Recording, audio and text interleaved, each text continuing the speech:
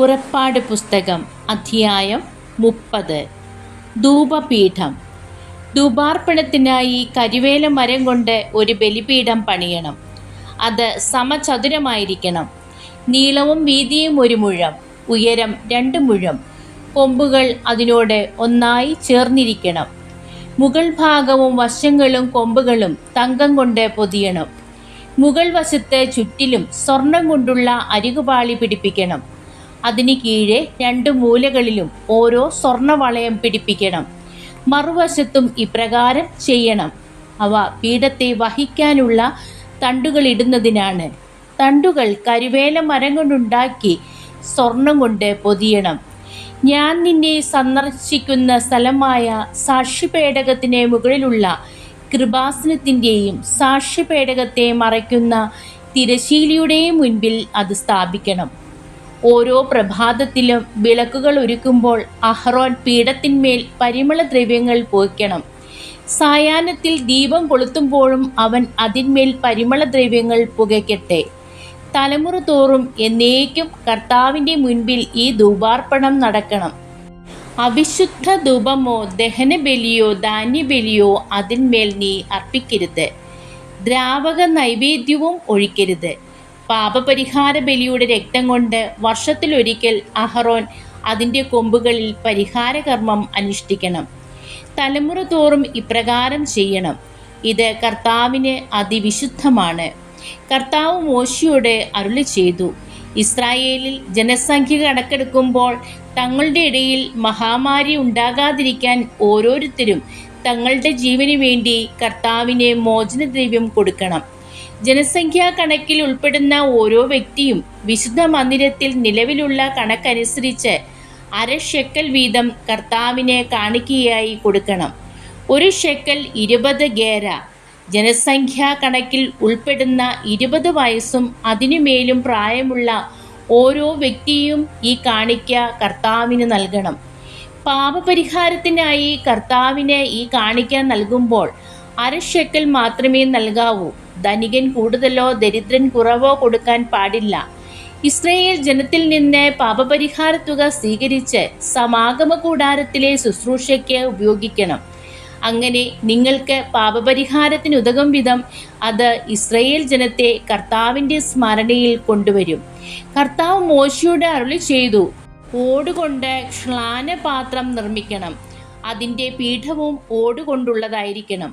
അത് സമാഗമ കൂടാരത്തിനും ബലിപീഠത്തിനും ഇടയ്ക്ക് വെക്കണം. അതിൽ വെള്ളം ഒഴിക്കണം. അഹ്റോനും പുത്രന്മാർക്കും കൈകാലുകൾ കഴുകുന്നതിന് വേണ്ടിയാണത്. അവർ സമാഗമ കൂടാരത്തിൽ പ്രവേശിക്കുകയോ ശുശ്രൂഷയ്ക്കായി ബലിപീഠത്തെ സമീപിച്ച് കർത്താവിനെ ദഹനബലി അർപ്പിക്കുകയോ ചെയ്യുമ്പോൾ കൈകാലുകൾ കഴുകണം, അല്ലെങ്കിൽ അവർ മരിക്കും. മരിക്കാതിരിക്കുന്നതിന് അവർ കൈകാലുകൾ കഴുകണം. ഇത് അവർക്ക് എന്നേക്കുമുള്ള ഒരു കൽപ്പനയാണ്. അവനും അവൻ്റെ സന്തതികൾക്കും തലമുറ തോറുമുള്ള കൽപ്പന. അഭിഷേക തൈലം.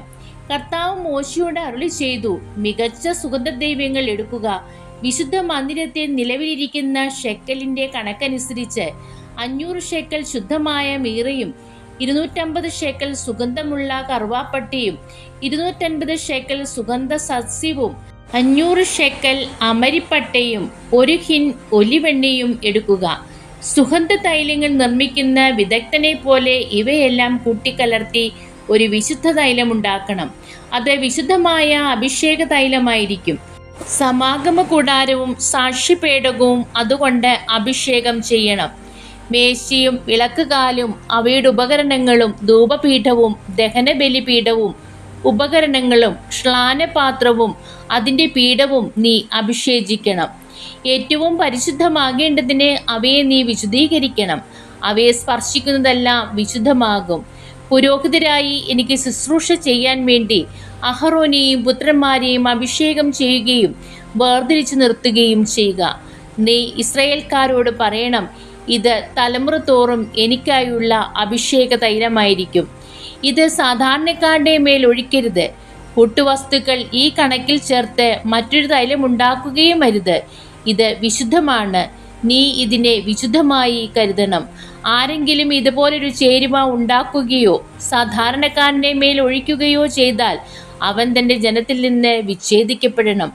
കർത്താവ് മോശയോട് അരുളി ചെയ്തു, ദേവദാരു തൈലം, നറുംപശ, ഗുൽഗുലു, കുന്തിരിക്കം എന്നീ സുഗന്ധദ്രവ്യങ്ങൾ സമമായി എടുക്കുക.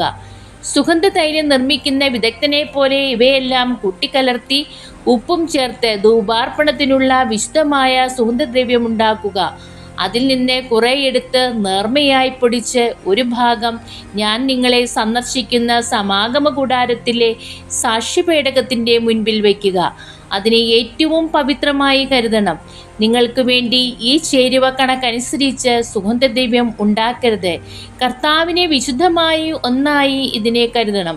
പരിമളത്തിനു വേണ്ടി ആരെങ്കിലും അതുണ്ടാക്കിയാൽ അവൻ തൻ്റെ ജനത്തിൽ നിന്ന് വിച്ഛേദിക്കപ്പെടണം. ദൈവമേ, സ്തുതി അങ്ങേക്ക് യോഗ്യമാകുന്നു.